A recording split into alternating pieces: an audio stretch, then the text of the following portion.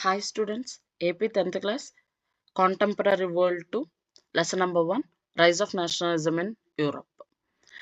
First of all nationalism అనే ఒక topic ఏంటంటే మేజర్గా ఒక కామనాలిటీ సేమ్ ఐడెంటిటీ ఉన్న ఒక గ్రూప్ ఆఫ్ పీపుల్ ఒక సర్టెన్ సొసైటీలో ఉండాలి, ఒక సర్టెన్ నేషన్లో ఉండాలి, ఒక సర్టెన్ బౌండరీస్లో ఉండాలి అనేది నేషనలిజం ఒక కాన్సెప్ట్. ఓకే, నేషనలిజం అనేది ఎందుకు యూరోప్లోనే ఫస్ట్ ఎలాబరేట్ అయ్యింది అని అంటే అప్పటికే అక్కడ ఏంటంటే కింగ్స్ అండ్ క్వీన్స్ రూలింగ్ ఉంది.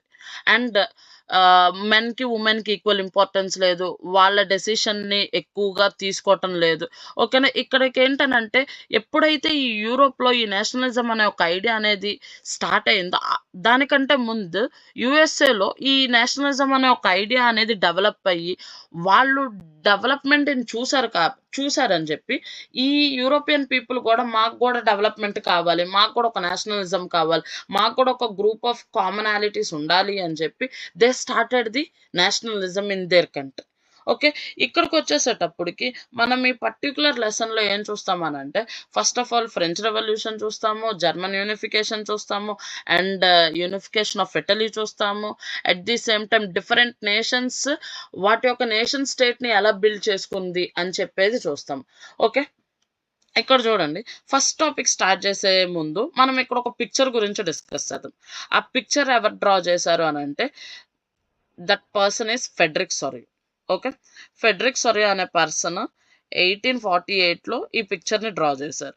ఈ పిక్చర్ ఏంటంటే అంటే ఇది ఒక పెయింటింగ్. ఈ పెయింటింగ్ ఏం రిప్రజెంట్ చేస్తుందంటే ఫస్ట్ ఆఫ్ ఆల్ ఆల్రెడీ నేషనలిజంని ఫీల్ చేసినయి అంటే డెమోక్రటిక్ పాలిసీస్‌ని రన్ చేస్తున్న కంట్రీస్ ఏవైతే ఉన్నాయో అవేంటి స్టాట్యూ ఆఫ్ లిబర్టీని క్రాస్ చేసినాయి. అండ్ ఏవైతే మోడ్రానిటీ అండ్ డెవలప్‌మెంట్ కోసం ఫైట్ చేస్తున్నాయో అవేంటంటే స్టాట్యూ ఆఫ్ లిబర్టీ దగ్గరికి క్రాస్ అయ్యి మాకు కూడా ఫ్రీడమ్ కావాలి, మేము కూడా న్యూ లైఫ్ స్టైల్‌ని చూడాలి అని చెప్పి కంట్రీస్ అనేవి స్టాట్యూ ఆఫ్ లిబర్టీ దగ్గరని క్రాస్ అవుదాం అని చెప్పి చూపిస్తుంది. ఓకేనా. ఈ పర్టిక్యులర్ పిక్చర్ ఏంటి మోడ్రానిటీని చూపిస్తున్నాయి. అండ్ ఏవైతే ఆల్రెడీ ఫ్రీడమ్‌ని, నేషనలిజంని ఎక్స్‌పీరియన్స్ చేసిన ఆ కంట్రీస్‌ని at the same time nationalism కావాలని వస్తున్నాయో ఆ కంట్రీస్‌ని రిప్రజెంట్ చేస్తుంది ఈ పిక్చర్. ఓకే, ఈ పిక్చర్‌ని డ్రా చేసింది ఎవరు? Frederic Sorrieu in the year of 1848లో. ఆయన ఒక విజన్‌ని చూపిచ్చాడు మనకి ఈ పిక్చర్‌లో. ఈ విజన్ అనేది ఏంటనంటే మేజర్‌గా ఆయన అనుకున్న ఒక మోడర్న్ వరల్డ్‌ని క్రియేట్ చేయటం. ఓకే, అండ్ ఇక్కడ చూడండి మీకు marching in a long train and offering homage to the Statue of Liberty as they pass it. అంటే ఇక్కడ మెన్ ఉమెన్ అందరూ ఏం చేస్తున్నారు, ఆల్ గ్రూప్ ఏజ్ పీపుల్ అనేవాళ్ళు ఒక లాంగ్ ట్రైన్ కింద వాళ్ళు ఆ స్టాట్యూ ఆఫ్ లిబర్టీని క్రాస్ చేయడానికి చూస్తున్నారు because of they want a real nation. Okay, and at the same time ఈ పర్సన్ ఏంటనంటే ఎక్కువగా ఆయన ఐడియాస్ అనేవి అబ్సల్యూటిస్ట్ ఇన్స్టిట్యూషన్స్‌ని రిప్రజెంట్ చేస్తున్నాయి. ఈ అబ్సల్యూటిజం అంటే ఏంటంటే literally a government or a system of rule that has no restraints on the power exercise. అంటే వాళ్ళకి ఎటువంటి రెస్ట్రిక్షన్స్ లేని ఒక పవర్‌ని వాళ్ళు ఎగ్జిక్యూట్ చేయాలి అని చెప్పి. అండ్ ఈ ఫెడరిక్ సొరియో ఒక విజన్ ఏంటంటే యుటోపియన్ విజన్. ఏంటిది ఆయన vision? Utopian vision. Utopian vision అంటే ఏంటంటే అసలు ఎగ్జిస్ట్ కాని సొసైటీని ఆయన ఒక ఐడియల్‌గా క్రియేట్ చేద్దామని చెప్పి. ఓకే, ఏదైతే ఆయన విజన్ ఉందో ఆ విజన్ ఏంటి అసలు ఎగ్జిస్ట్ కాదు. అసలు యాక్చువల్‌గా మన లైఫ్‌లో ఎగ్జిస్ట్ కాని ఒక దాని గురించి ఆయన ఏంటి ఆ పిక్చర్‌లో మనకి రిప్రజెంట్ చేస్తున్నారు. నెక్స్ట్ వచ్చేసేటప్పటికి ఇక్కడ లీడింగ్ స్టేట్స్ ఏదైతే ఉన్నాయో United states, at the same time Switzerland ఇవి ఆల్రెడీ స్టాట్యూ ఆఫ్ లిబర్టీని క్రాస్ అయ్యి వాళ్ళ యొక్క నేషన్‌లో డెవలప్‌మెంట్ చూసారు, వాళ్ళ యొక్క నేషన్‌లో మోడర్నిటీ చూసారు, వాళ్ళ యొక్క నేషన్ ఎకనామికల్లీ స్టెబిలిటీని చూసారు. ఓకే, అలాంటి సిట్యుయేషనే మాకు కూడా కావాలి అని చెప్పి, అలాంటి డెవలప్‌మెంటే మాకు కావాలని చెప్పి France, okay, and Germany and some of the European countries. ఆ యూరోపియన్ కంట్రీస్‌లో ఏంటంటే మనకి ఇంగ్లాండ్ ఉంది, ఐర్లాండ్ ఉంది, హంగేరీ ఉంది, రష్యా ఉంది. ఓకే, ఇలాంటి కంట్రీస్ అనేవి దేని వైపు నడుస్తున్నాయి? స్టాట్యూ ఆఫ్ లిబర్టీ వైపు నడుస్తున్నాయి. Because of they want a modernity, they want a development, they want a nationalism అని చెప్పి.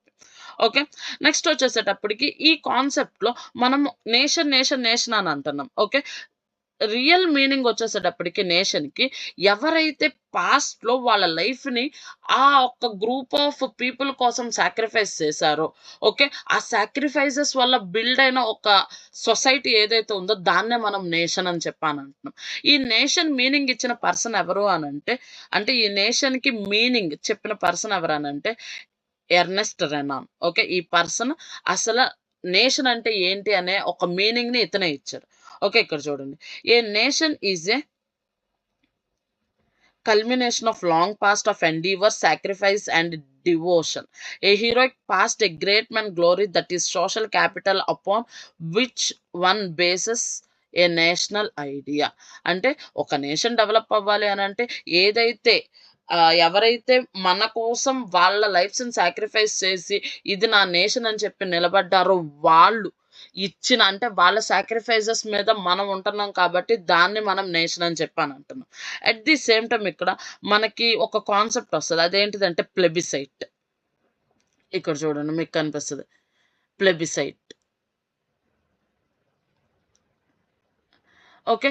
ఈ ప్లెబిసైట్ అనే కాన్సెప్ట్ ఏంటంటే ఓల్డెన్ డేస్‌లో ఏదైనా ఒక దాన్ని ఇంప్లిమెంట్ చేయాలి అనంటే ఇంప్లిమెంట్ చేయాలి అనంటే అక్కడ పీపుల్ యాక్సెప్టెన్సీ అనేది ఇంపార్టెంట్. అంటే ఏంటంటే if I want to implement anything I I will go with the proposal.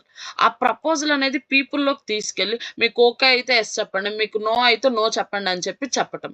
Okay. ఈ కాన్సెప్ట్‌నే మనం ప్లెబిసైట్ అని అంటాం. అంటే a direct vote given to the people to accept or reject a proposal. అంటే ఏం చేస్తున్నాం ఇక్కడ మనం డైరెక్ట్‌గా ఒక ఓట్ అనేది పీపుల్‌కి ఇచ్చేస్తున్నాం. వాళ్ళు యెస్ అంటే యెస్, నో అంటే no. Okay. Majority of the people yes అంటే నేను ఆ ప్రపోజల్‌ని యాక్సెప్ట్ చేస్తా. Majority of the people no అంటే ఆ ప్రపోజల్‌ని నేను క్యాన్సిల్ చేస్తాను అని చెప్పి. That is the meaning of the plebiscite. అంటే ఈ ఓవరాల్ మనం ఈ కాన్సెప్ట్‌లో మనం డిస్కస్ చేసేదేంటి? నేషన్ స్టేట్ అనేది ఎలా బిల్డ్ అయ్యింది? అండ్ డెవలప్‌మెంట్ అనేది ఎలా వచ్చింది? నేషనలిజం అనేది ఎలా ఎమర్జ్ అయ్యిందనేది మనం చూస్తాం. ఓకే. అండ్ ఇది కూడా మనం మేజర్‌గా ఫెడరిక్ సొరియో పిక్చర్ నుంచి డీల్ చేస్తూ ఆయన యొక్క విజువలైజేషన్ అండ్ ఆయన యొక్క విజన్‌ని ఇంప్లిమెంట్ చేసుకుంటూ ఈ లెసన్‌ని మనం డిస్కస్ చేస్తాం. Okay. And this chapter will look at the diverse process through which nation state and nationalism came into begin in the 19th century. అంటే 19th సెంచరీలో ఎలాగ నేషన్ స్టేట్ అనేది బిల్డ్ అయింది అండ్ నేషనలిజం అనేది వచ్చింది అనే ఒక టాపిక్‌ని మనం డిస్కస్ చేస్తాము అని చెప్పి. Okay. Will continue on the next part.